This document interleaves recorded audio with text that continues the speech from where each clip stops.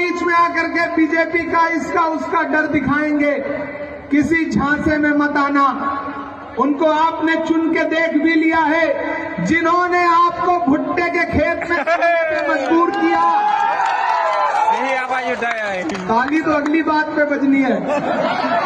जिन्होंने आपको भुट्टे के खेत में सोने पे मजबूर किया, 23 तारीख को टीएमसी वालों को दिखा देना, टीएमसी वालों को दिखा देना। बिल्कुल ये हमारे होम मिनिस्टर और प्राइम मिनिस्टर समझ सकते हैं इस जनता को बेवकूफ बनाना, लेकिन जनता ने ही उन्हें सत्ता में बिठाया और जनता बहुत अच्छी तरीके से जानती है क्या चल रहा है। इस देश की महिलाएं इंडिपेंडेंट सोच रखने वाली हैं, वो जानती हैं कि उनका बिल अभी भी जो का त्यों है। सरकार, हम सब इंतजार कर रहे हैं कब उसको हेलो, मैं दानिश। देश के पार्लियामेंट में बोलना हो या देश के किसी भी हिस्से में बात करनी हो, चाहे इमरान प्रताप गढ़ी साहब हो, चाहे सांसद दिकराज सिंह जी हो, वो जब जब बोलते हैं तो सरकार की आंख में आंख डाल करके सवाल करते हैं। आइए इस वीडियो की शुरुआत में एक छोटी छोटी सी क्लिप जरूर देखी होगी। मैं चाहता हूं कि इन बारी बारी दोनों वीडियो को जरूर देखिएगा जो इधर साइड में आप देख रहे हो। महिला आरक्षण को लेकर के जिस तरीके से सांसद दिकराज सिंह जी ने सवाल किए हैं, जो सरकार को आईना दिखाया है, आप इस वीडियो में देखिएगा। भाई इमरान प्रताप गढ़ी साहब ने पश्चिम बंगाल में धुआं धुआं कर दिया है, शायरी के साथ साथ लोगों के दिलों पर राज भी किया है।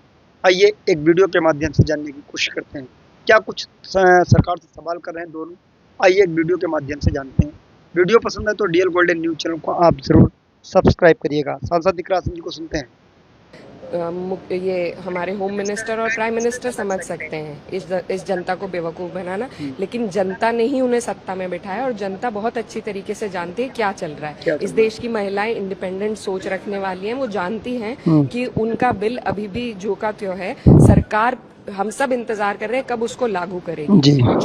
जो अमेंडमेंट फेल हुआ है वो उसका महिला बिल से कोई लेना देना ही नहीं था, उसका डीलिमिटेशन और सेंसस से लेना देना था। इस देश की जनता को बेवकूफ समझने की हिमाकत ना तो प्रधानमंत्री करे, ना होम मिनिस्टर करे और ना बाकी लोग करे। और जो महिला सांसद हैं सत्ता पक्ष की, उनसे भी मैं अनुरोध करना चाहूंगी कि किन बातों में वो आकर लोगों को बरगलाने का काम कर रहे हैं। ये सबसे बड़ा अपराध है, अपनी जनता को, अपने देश की जनता को बरगलाना, उनका पागल बनाना, और ऐसा करना इनको भारी पड़ेगा आने वाले चुनाव में। स्टालिन ने कहा है कि अगले 25 साल तक मतलब ये डिलिमिटेशन जो है वो नहीं होना चाहिए, आप क्या कहेंगे? देखिए, डीलिमिटेशन एक, जैसा मैंने कहा, सेंसस और डीलिमिटेशन दो ऐसे मुद्दे हैं, ये इतने पॉलिटिकली चार्ज मुद्दे हैं और बहुत सेंसिटिव इश्यूज हैं। इन दोनों इश्यूज को बहुत ही सहनशीलता के साथ, बहुत समझदारी और सूझबूझ के साथ लागू किया जाएगा। ऐसे दांव पेच वाले मुद्दों को आपने महिला बिल से जोड़ दिया है, मतलब महिलाओं के लिए आपने एक वीडियो गेम जैसा छोड़ दिया है कि आप पहले 2 इतने मुश्किल पड़ाव पार करिए, फिर आपको कोई उसका प्राइज मिलेगा। तो ये इस देश की महिलाओं के साथ नाइंसाफी है, धोखा है, उनकी आंखों में धूल झोंकना है। पहले किया है इस सरकार ने, अब दोबारा वही करना चाह रही है। हमारी बहुत सिंपल मांग है कि 543 सीटों में, हमें नहीं पता डीलिमिटेशन और सेंसस कब और कैसे ये कराएंगे, उसके लिए एक अलग सत्र होना चाहिए, अलग डिस्कशन होना चाहिए। हमारी मांग ये है कि 543 सीटों में इस देश की महिलाओं का हिस्सा है, तो उन्हें 33% आरक्षण उन्हीं सीटों में देने का आने वाले 29 के चुनाव में काम करें। और अगर इसको पॉपुलेशन से जोड़ना है तो फिर हमें आधी आबादी कहा जाता है। एक वजह से कहा जाता है क्योंकि हम यहाँ आधी आबादी है, तो आधी आबादी के हिसाब से हमारी आधी आबादी सदन में भी होनी चाहिए। फिर हमारी मांग है कि 50% आरक्षण दें। धन्यवाद।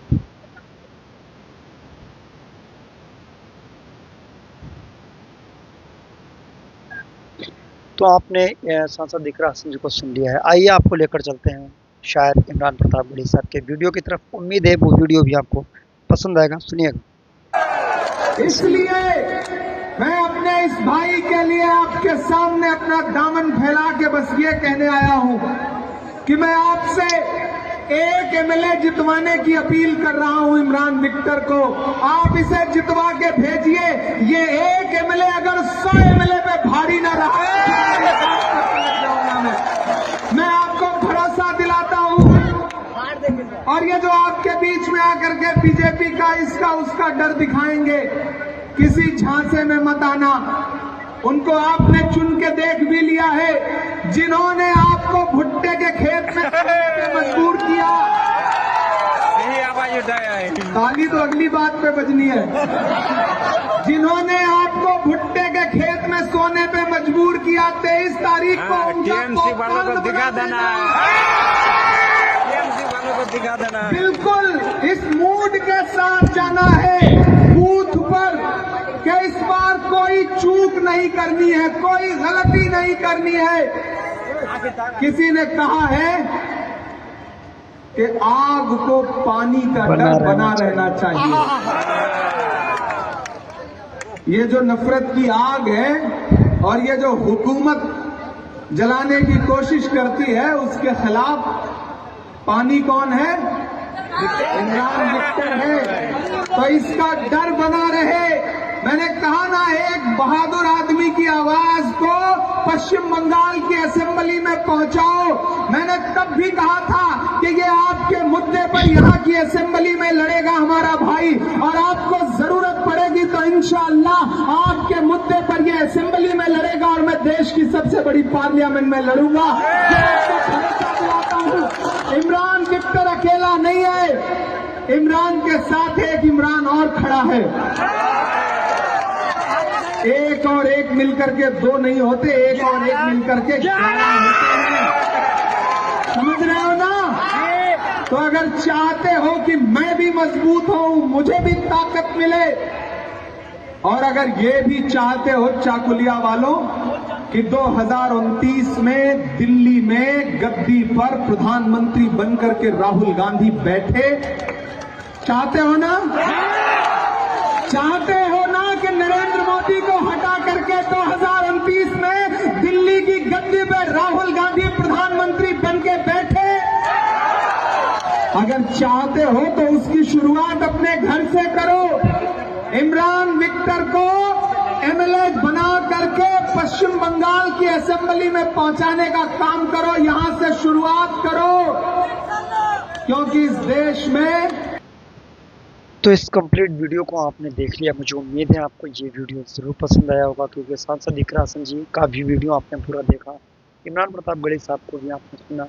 तो आप ये क्या कहेंगे इन दोनों लोगों को सुनने के बाद? एक प्यारा सा कमेंट जरूर करिएगा। मेरे डीएल गोल्डन न्यूज़ चैनल पर आपको इसी तरीके के रिएक्शन वीडियो वक्त वक्त पर देखने को मिलते रहते हैं, और मिलते हैं किसी वीडियो के साथ। दुआ में जय हिंद, अल्लाह हाफिज़।